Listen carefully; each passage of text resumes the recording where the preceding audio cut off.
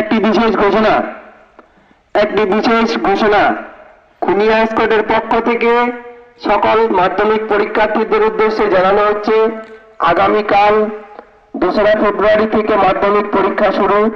সময়সূচি একটু আগায় নিয়ে আসাতে সকল পরীক্ষার্থীদের জানানো হচ্ছে, আপনারা সুষ্ঠুভাবে পরিষ্কার রাস্তা দিয়ে একটু তাড়াতাড়ি বাড়ি থেকে বের হয়ে পরীক্ষা কেন্দ্রে পরীক্ষা দিয়ে বাড়ি ফিরে আসুন।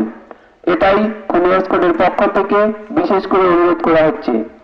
আর জনসাধারণের উদ্দেশ্যে জানানো হচ্ছে, আপনারা পরীক্ষা চলাকালীন বা আজকে থেকে কোনো হাতি, গন্ডার, বাইসন, লেপার্ড ইত্যাদি যদি আপনাদের নজরে আসে তাহলে খুনিয়া স্কোয়াডের মোবাইল নাম্বার 7478881248 এই নাম্বারে কল করবেন, আমরা ব্যবস্থা গ্রহণ করব উপযুক্ত। ধন্যবাদ। রাত পোহালেই শুরু হচ্ছে মাধ্যমিক পরীক্ষা। তার আগে চালসা রেঞ্জের খড়িয়ার বন্দর জঙ্গলে আশ্রয় নেওয়া দলছুট হাতিকে কেন্দ্র করে চিন্তায় বন দপ্তর। খড়িয়ার বন দপ্তরের জঙ্গলের মাঝখান দিয়ে বয়ে গেছে 31 নম্বর জাতীয় সড়ক। এই সড়কের উপর দিয়েই চালসা গয়ানাথ বিদ্যাপীঠের পড়ুয়ারা, পূর্ব বাতাবাড়ি সিএম হাই স্কুল ও পূর্ব বাতাবাড়ি সিএম হাই স্কুল পড়ুয়ারা চালসা গয়ানাথ বিদ্যাপীঠে পরীক্ষা কেন্দ্রে পরীক্ষা দিতে যাবে। স্বাভাবিকভাবেই পরীক্ষা কেন্দ্রে যাওয়ার সময় জাতীয় সড়কে ওই হাতির দ্বারাই সমস্যায় পড়তে পারে পরীক্ষার্থীরা। পরীক্ষার দিনগুলোতে ওই হাতির দ্বারা যাতে পরীক্ষার্থীদের কোনো সমস্যা না হয় সেই জন্যই সচেষ্ট থাকবে বনকর্মীরা। বুধবার বিকেলেই খড়িয়ার বন্দর জঙ্গলে ঢুকে পড়ে ওই হাতিটি। বর্তমানে এই হাতিটি জঙ্গলে আশ্রয় নিয়ে রয়েছে বলেই জানা গেছে। এ বিষয়ে চালসার রেঞ্জার প্রকাশ থাপা বলেন, আমার হাতিটির উপরে নজর রাখছি। হাতিটিকে হাতে খড়িয়ার বন্দর জঙ্গল থেকে অন্য জঙ্গলে পাঠানোর চেষ্টা করা হবে। এরপরেও যদি হাতিটি ওই জঙ্গলে থেকে না বেরোয় তাহলে আগামীকাল সকাল থেকে এই খড়িয়ার বন্দর জঙ্গল সংলগ্ন এলাকায় বনকর্মীরা পাহারায় মোতায়েন থাকবে যাতে পরীক্ষার্থীদের কোনো সমস্যা না হয়। এদিকে খুনিয়া স্কোয়াডের তরফেও আজ সকাল থেকেই জঙ্গল সংলগ্ন বিভিন্ন এলাকায় মাইকের মাধ্যমে জনগণকে সচেতন করা হচ্ছে। মাধ্যমিক পরীক্ষা চলাকালীন কোথাও হাতি, বাইসন, গন্ডার বা চিতাবাঘ বের হলে বন দপ্তরের নির্দিষ্ট নম্বরে ফোন করে খবর দেওয়ার কথা বলা হচ্ছে প্রচারে। মাধ্যমিক 2024 বিদ্যার্থীদেরকে আমার ফরেস্ট ডিপার্টমেন্ট থেকে শুভেচ্ছা জানাই।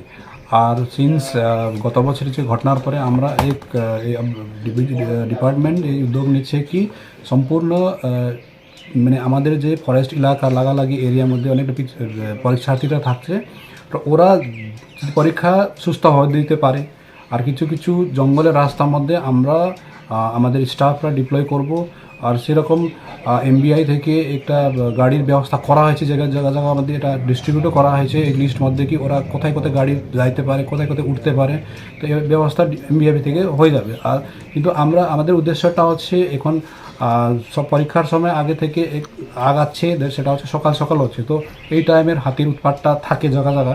তো আমরা এই গোটটা সমস্ত চারদিকে হাতির পজিশনটা কোথায় আছে, কি আছে, আমরা নিজে কোঅর্ডিনেশনটা রাখি। আমাদের সাথে খুনিয়া স্কোয়াড আছে, নর্থ রেঞ্জ আছে, তার সাথে সাথে চালসা আর আমাদের অনেকটা বিটগুলো স্টাফরা মিলে আমরা এই সকাল থেকে স্টাফ এনগেজ করতে যেখানে যেখানে সেরকম হাতি আছে, কোথায় আছে সেই মুভমেন্টটাকে আমরা প্রত্যেকটা স্টাফ মধ্যে কোঅর্ডিনেশন রাখে।